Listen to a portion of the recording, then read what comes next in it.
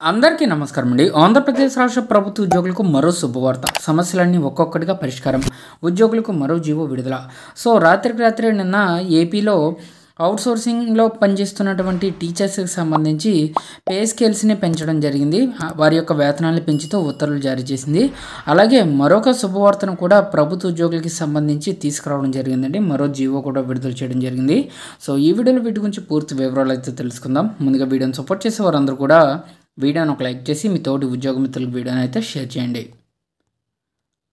Government employees న్యూస్లో భాగంగా ప్రభుత్వం కీలక నిర్ణయం. ఆంధ్రప్రదేశ్ ప్రభుత్వం తమ ఉద్యోగులకు సంతోషకరమైన వార్తను అందించింది. అమరావతిలోని రాష్ట్ర సచివాలయం, విభాగాధిపతుల కార్యాలయాలు, రాజ్భవన్, శాసనసభ, హైకోర్టులో పనిచేస్తున్నటువంటి ఉద్యోగుల సౌలభ్యం కోసం ఉచిత బస సౌకర్యాన్ని మరో ఏడాది పొడిగిస్తూ ప్రభుత్వం ఉత్తర్వులు జారీ చేసింది. ఈ నిర్ణయం అనేది రాష్ట్ర విభజన సమయం నుంచి కూడా కుటుంబాలను హైదరాబాద్లో ఉంచి అమరావతిలో ఒంటరిగా ఉంటూ విధులు నిర్వహిస్తున్న ఉద్యోగులకు ఊరటనిచ్చే విధంగా ఉంది. రాష్ట్ర విభజన తర్వాత అనేక మంది ఉద్యోగులు తమ కుటుంబాలతో హైదరాబాద్లోనే స్థిరపడ్డారు. కానీ విధి నిర్వహణ కోసం అమరావతికి వచ్చి పనిచేస్తున్నారు. ఈ పరిస్థితుల్లో వారి ప్రయాణ సౌలభ్యం కోసం ఏపీ ప్రభుత్వం గతంలో షేరింగ్ ప్రతిపాదికన ఉచిత బస సౌకర్యాన్ని అందించింది. ఈ సౌకర్యం ఉద్యోగులకు ఆర్థిక భారాన్ని తగ్గించడంతో పాటుగా వారి కుటుంబాలతో సమయం గడపడానికి వీలు కల్పించింది.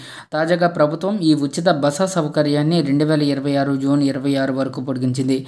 ఈ నిర్ణయం ఉద్యోగులకు ఆర్థిక ఉపశమనం కల్పించడమే కాకుండా వారి కుటుంబ బంధాలను బలోపేతం చేయడంలో సహాయపడుతుందని అధికారులు భావిస్తున్నారు.